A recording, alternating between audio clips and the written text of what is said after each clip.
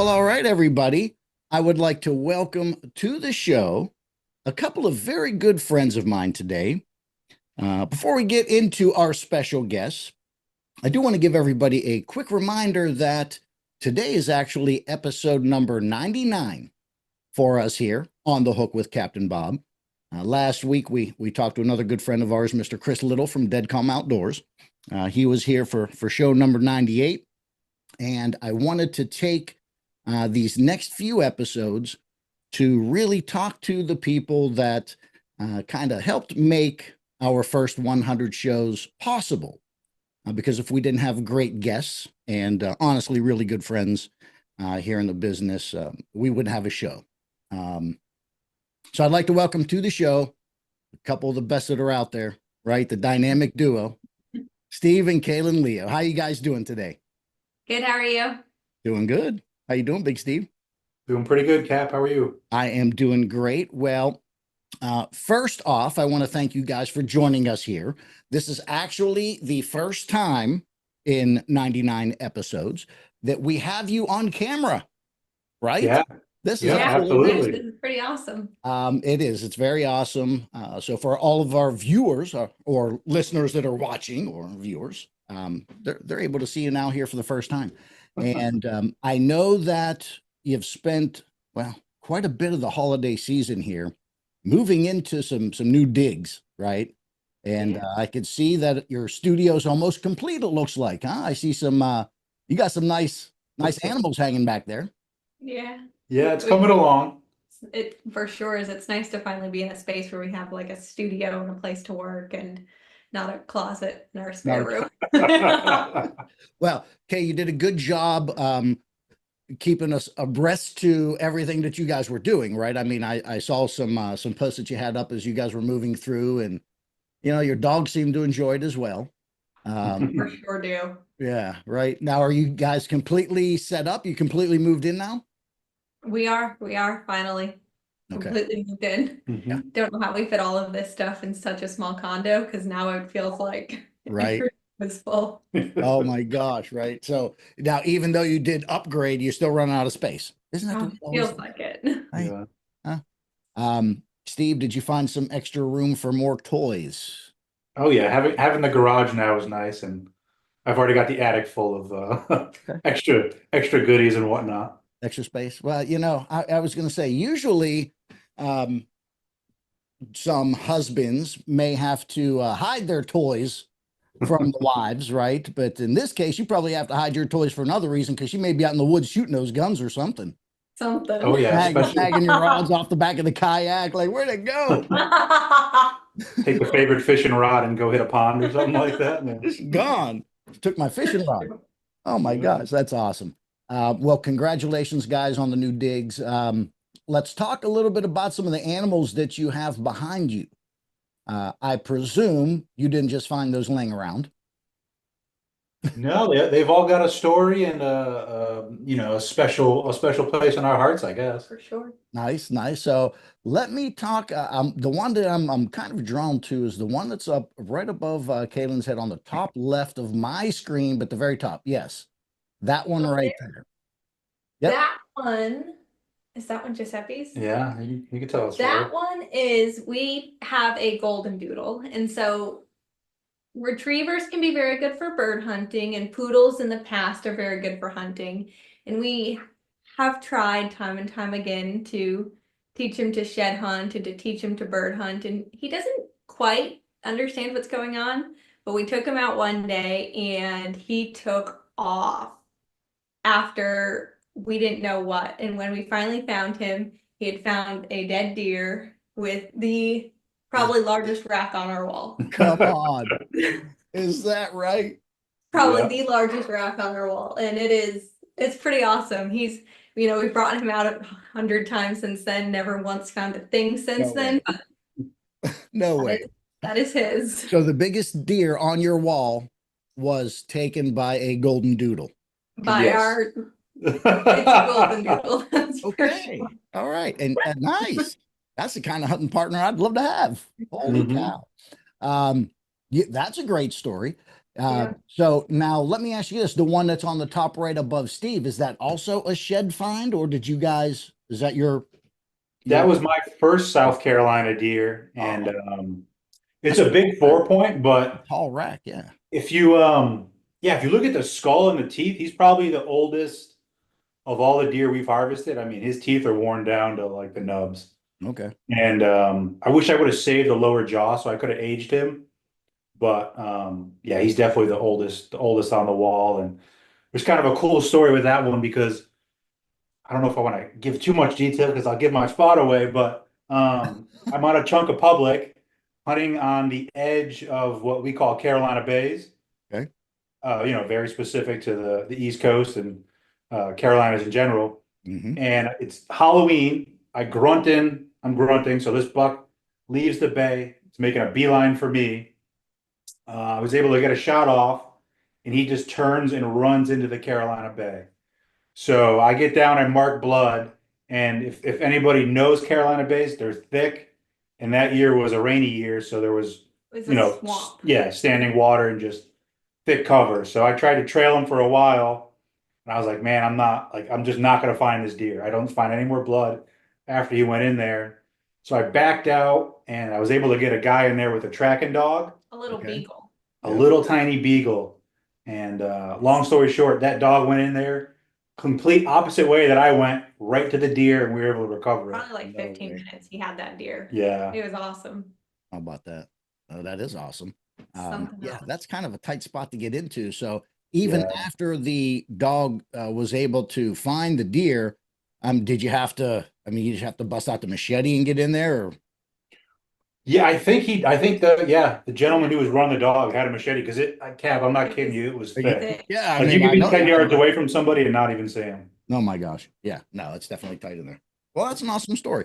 Now, so the big buck that's in the middle, or you got your mount that's in the middle. Yeah. Tell me about that one there. That was off of a chunk of private land, only 5 acres. And I think it was a couple of days before Thanksgiving. Mhm. Just he was out chasing does and right spot, right time, and was able to get a shot, and he went down right away.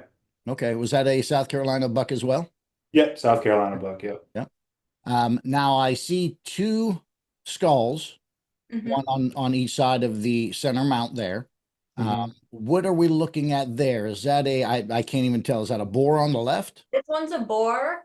This was Stu's boar that he got last Oh, awesome. January. Nice. That big, like, what was it? 300 Yeah, pound the big one? old 300 That pounder. big old 300 pounder. Oh, Yeah, so that's a mount that we did for that one, and then that was a coyote that we got. Yep. okay.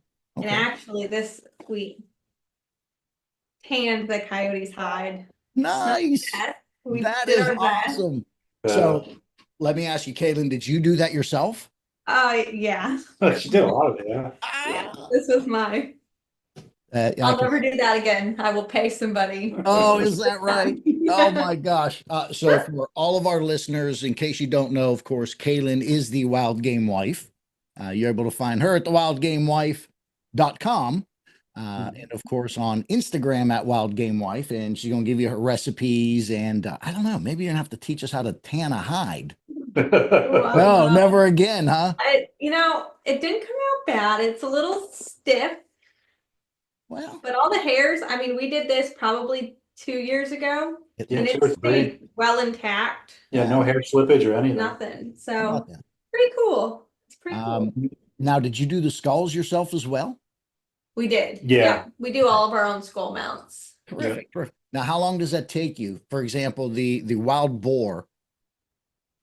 We could probably get that done in like a day or two. Really? Yeah, yeah.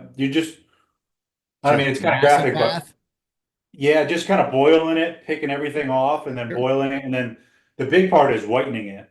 We use like a hair peroxide Like a hair product, peroxide, yeah. and then you just kind of mix it with water and get it hot, and just kind of dip it for a little bit, and Yep. just kind of A little repeat bit till you at a get. time so it Yeah, doesn't get too soft and brittle. Right. Well, that looks absolutely awesome. Nice job. Now, I see two smaller items. I can't quite make them out that are just right next immediate to the deer. Are those Those are some woodcock tail feathers from some woodcock we hunted. Oh, there Yeah. you go with a shotgun shell. Awesome. Okay. Well, that's So those awesome. were, I think, our first two woodcocks that we Okay. got. Yeah. No, I've that's never shot one that I was like, you know what? Like this looks good enough to mount because they're kind of small bird. they are right. But you still, you still want to like remember the hunt and honor in it. So we just kind of just do the tail, just Yeah. to, you know. No, that's have the that's memory absolutely involved. awesome. And I presume you guys did that tail as well. Yep. Yep. Yep. Okay. Now before we get into, well, some general fishing and other things I want to talk about, we talked a little bit about the mounts that you have behind you for hunting, but I see a couple of fabulous rainbow trout right there. Is that what I'm looking at? Rainbow trout? Sure is. Yeah, Yep. a couple of big ones right there. Where Yeah. did they come from? We were a couple years ago, we got the opportunity to spend about 5 months in Montana. And so I was out there working as a nurse, and we did a lot of fishing while we were out there. And these were just two beautiful rainbow trouts that we had caught together on the same day. They were probably by far the biggest ones we had ever caught. Mhm. And so we got this mount made when we came back to kind of remember the trip from. That is absolutely gorgeous. Now, are those live skin mounts or are those fiberglass? Like your new wave. Yeah. Yeah, they're replicas. yeah, the fish went back live. So Okay, awesome. That was a good trip. Fly fishing by chance, or were you spinning rigs on I that? think both of these were spinning. That was the trip that we learned how to fly fish on. So Gotcha. we were just starting out, but I think Yeah. both of these were Okay. spin. Well, I think I have to work on getting some more mounts for here in our studio. I know we're doing some rearranging here, and we're going to be putting some stuff up. But other than my enormous striped bass from 9-year-old Captain Bob, this thing here has been on YouTube now quite a bit. This little fish. I think it was with Captain Moss that you had told the story that I remember? Probably twice, maybe with definitely with you guys, and of course Chris Little, and who knows who else this thing's been on with. But that's from 1979, and I tell everybody it was $25, and Wow. my football coach happened to be the taxidermist. That's what they're called. That's How awesome. about that? But yeah, he did that for $25, and the reason that it is curved, you can see it's got a little curve to it, Yeah. is because, and he put it on a piece of driftwood because of the curve. When my parents put it in the freezer, I guess, Italian, they probably had bread on one side and maybe, some on the other, but it was curved like that. And so That's awesome. I guess he couldn't get it straightened out. Anyway, it's survived ever since. I wish they were still $25 for them now. I know, right? Back in 1979, I don't know what that would have been like nowadays in today's dollars, but Right. it's held up really well. I'm quite impressed with it. But they did a really good job. If I ever see Mr. Biederman, that was Coach Biederman. If I ever see him again, I'll let him know. Hey, the fish is still in good shape. But anyway, guys, let's talk a little bit about what you guys are doing right now. Right? It's we've had a little bit of weather here. Yeah, would you believe that? I saw you guys at the beach too, by the way, which is awesome. We had a little bit of weather. We had, I think it was about 4.5 inches of snow here in the Myrtle Beach area. And so obviously you weren't out fishing, but you did make your way down to the beach. I'm sure you enjoyed your trip. I did not. I don't like driving in the snow. I was happy once we got there, I was fine. But the whole way I was like holding on to the door, white knuckle, like Oh, I love there's driving a in the reason snow. that I moved away from the snow. Yeah. Oh my gosh. Well, I do not enjoy the snow, the ice. were the roads really were they that bad? Oh, you guys were out right in the middle of it too. Yeah, we had gone out that first morning. And it wasn't that bad. We went out yesterday afternoon, and that was significantly worse. Because everything that was kind of slushy that first day that was just annoying to drive through had become ice on the roads, and without the salt and sand, it was pretty dangerous. But So for everybody listening in, and I know that we have people that listen in from up north, we don't have salt trucks here, right? They prepare the roads with Old Bay. No, I'm kidding. They don't use Old Bay. They probably should though. It's got some salt in it, but no, Right. they have nothing. So when we have any snow, everything shuts down. I mean, for days. I think 2 days. I don't think we had mail in 2 days, and Nope. yep, I think everything's open, but except for the mail. But yeah, we had 4.5 inches of snow. We still have snow in our yard. Now, my driveway did melt. I got to admit, I did have to shovel a path to my grill because there was no way I was not putting on my fabulous fresh cut T-bones. I had Oh, to, you gotta do that. I mean, so I had to bust out the old square garden shovel, but I did it. I had to make the way to the grill. But as far as that goes with fishing, obviously that's going to set us back a bit. It is definitely. How about hunting? Are you guys planning on getting out and, doing anything coming up here? I'm hoping to get out tomorrow and try to chase some hogs. Okay. Especially with some snow on the ground. You Mhm. might not have that opportunity for another 25 years, right? Exactly. I think that would be a special That hunt. would be pretty cool. Yeah. Definitely get out to do some hogs. Been out a few times for birds. Mhm. That's always fun. We usually bring our dogs along, even though they don't really know what's going on, and run around. And every once in a while, the hound will catch on to one, but she of course doesn't know how to flush one or anything, so No. she just working at it. But that's always a good time. Yeah. Now, when you guys go out bird hunting, are you doing this on the private lease, on your lease? Public land. Public Yeah. land always. Oh, okay. Okay. I didn't know, I didn't know if you hunt quail up on your property or not, but They're up there because I went up probably a couple weeks ago to just kind of walk around, check cameras and whatnot, and I flushed quite a few of them. But I've never tried for quail at the lease. I've tried on public. Mhm. It kind of, I don't know, it feels a little more special. Like I don't want to say like a pet, but Yeah. you kind of put a lot of Kind of time and effort protective. into, The right. land, yeah. making sure it's good for them. So And there's not a ton of quail left, right? It's not like it used to be. Sure. So Yeah, it just yeah. kind of feels a little wrong to beat up on them, I guess. Well, that, and also, I guess if you think about it, your primary game up there on your lease is not quail. So Right. why disturb Mother Nature when you don't have to? Right. I mean, that's why we've got WMAs here. Mhm. Some great hunting opportunities. Now, as far as bird hunting goes, when you go out to do some bird hunting, Yeah. are you chasing?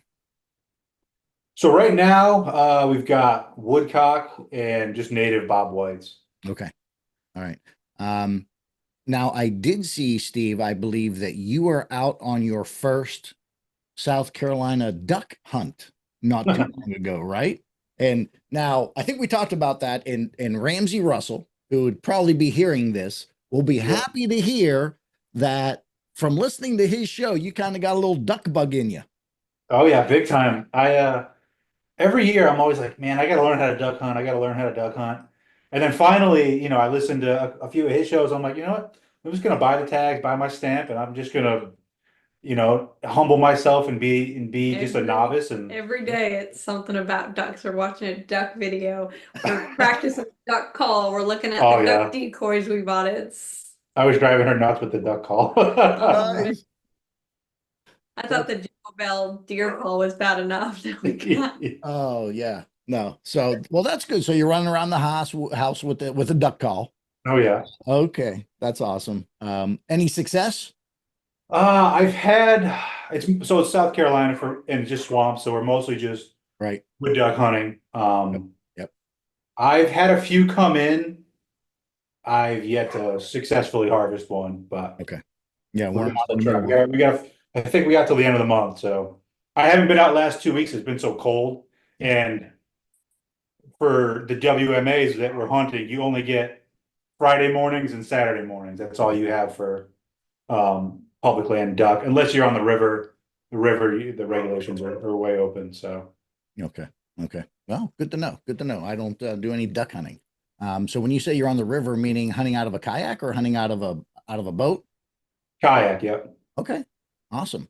Are you hunting out of your kayak yet? Are you I still? tried it a few times. The river's pretty low though, so it was a little more frustrating than I wanted to be because pedal drive, I was continually pulling up the drive, putting my oar together, and then I'm like trying to hold my gun. I'm like, we need a couple more feet of some water, and then it would have been, smooth sailing Okay. to try to get into some of those duck holes. Without giving away the spot, Hmm. was that in the super secret spot behind my house? Yes. Yep. Yep. I don't tell anybody where I live.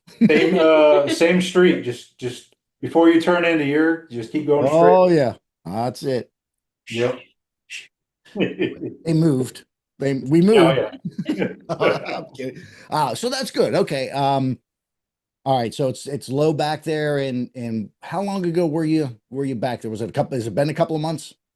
It was probably beginning of the month. Yeah. Beginning of the month. I drove by and scouted probably about a week and a half ago. Okay. Yeah. It's definitely low down there. Yeah. That water's low. Well, that's exciting that now you've got something else to kind of get into, a little bit of duck hunting. Yeah. And we'll make sure that we pass that news on to Ramsey for you, that Absolutely. that you're enjoying it now, and especially when you get that first one. Oh yeah. That'll be really good. But let's talk a little bit about your sheep's head fishing. Okay. Kay, I might get you in on this as well. Steve, you were just on Dead Calm Outdoors, right, with Mr. Chris Little talking about sheep's head fishing. Yep. And I think might have given you a call and said, "Hey, why don't we do a seminar about sheep's head?" Right? Yep. You agreed. Absolutely. I should probably let the DNR know that we're going Yeah. to do a seminar. For all of our listeners, that's the Department of Natural Resource. We're doing a We need to seminar. let them know that we'll be doing one. But I think we're going to plan on doing that in the fall, maybe with some other species that we're going to be prepping, as we get into next winter, right? So we'll focus on the redfish bite, maybe the speckled sea trout, and then of course some sheep's head as we get it later into the year. Because of course, coming up, we're going to be doing a flounder seminar. I think that's going to be the first specialty. I believe the next one's going to be a general 101, fishing 101 seminar at Bass Pro in the middle of February. And I believe March is going to be the flounder 101 seminar that we'll have at Bass Pro.